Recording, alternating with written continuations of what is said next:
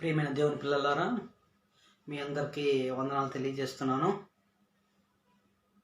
ఈ దినమున కొన్ని మాటలు మనం దేవాది దేవుని గుర్తు చేసుకుందాము. అందులో మొట్టమొదటిగా యెషయా గ్రంథము 1వ అధ్యాయము 11వ వచనం. యెహోవా సెలవిచ్చిన మాట ఇదే, విస్తారమైన మీ బలులు నాకేలా. దేవుడు అంటున్నాడు, విస్తారమైన బలులు నాకేలా. మీరు మీ దేహమును, మీ జ్ఞానమును, మీ బలమును దేవుడికి అర్పించాలి. కానుకలు కాదు, బలులు కాదు. దేవుడు మన నుండి కోరుకుంటుంది భక్తి మాత్రమే. భక్తి కోరుకుంటున్నాడు. భక్తి అనేది ఏంటి అని అంటే, ఈ రోజుల్లో ప్రతి వ్యక్తికి అవసరం. భక్తి అనేది ప్రతి వ్యక్తికి అవసరం. చెడిపోయిన ఈ సమాజానికి మారు మనసు అవసరం. ప్రస్తుతం అపవాది ఎలా గర్జించు సింహం వల్ల తిరుగుతుందో, దేవుడు కూడా అలాగే ఆయన పిల్లల చేత ఆయన పని చేయిస్తాడు. అలా చేయించాలి అంటే ఖచ్చితంగా ప్రజలకు భక్తి అవసరం. మన బలులు దేవుడికి అక్కర్లేదు. మన హృదయాన్ని ఆయన కోరుకుంటున్నాడు. ఆయన ఆజ్ఞలు మనం పాటిస్తేనంట మన హృదయంలో ఆయన అంటే తండ్రి కుమారుడు ఇద్దరు సంచరిస్తారంట. అలాంటి దేవుని మనం విశ్వసించాలి కదా, అలాంటి దేవుని మనం ఆరాధించాలి కదా. ఈనాడు ఎవరు ధనవంతులో వాళ్ళే దేవుళ్ళు అయిపోయి ఉన్నారు. కరెక్ట్ కాదండి. ధనవంతులు దేవుళ్ళు కారు. ప్రజలు ఆయన పిల్లలు. పేదవారైనా గొప్పవారైనా దేవుడే వాళ్ళకి జన్మనిచ్చాడు.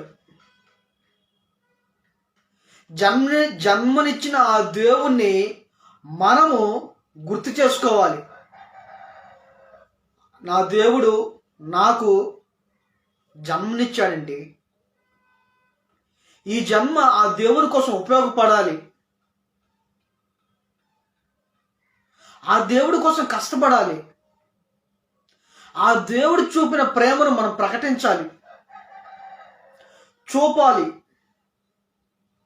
అలాంటి భక్తిని మనము కోరుకోవాలి. అయితే ఆ దేవుడు తన మనసులో మాట ఏం చెప్తున్నాడు తెలుసా ప్రజల గురించి? 1వ అధ్యాయం 4వ వచనం. పాపిష్టి జనమా, దోషభరితమైన ప్రజలారా, దుష్ట సంతానమా, చెరుపుచెవి పిల్లలారా, మీకు శ్రమ అన్నాడు. చూడండి, ప్రజలకు పెట్టిన పేర్లు ఆ దేవుడు. శ్రమ అంటే అలాంటి వాళ్ళకి. చెరుపుచెవి పిల్లలారా అన్నాడు. అలా ఉండేవారు జాగ్రత్త. ఎందుకంటే వాళ్ళ భవిష్యత్తు బైబిల్ రాయించాడు.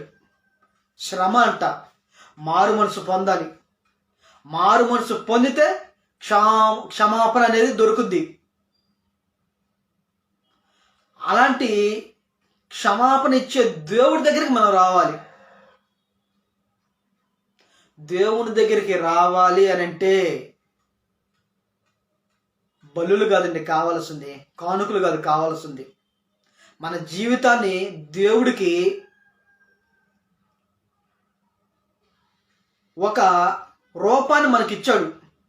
ఆ రూపాన్ని దేవుడు మనకిస్తే ఆ రూపాన్ని మనం ఎలా చేయాలంటే క్రీస్తుని ధరించుకోవాలి. మనకిచ్చిన రూపాన్ని క్రీస్తుని ధరించుకుంటే ఆయన కుమారులుగా కుమార్తెలుగా జీవించవచ్చు.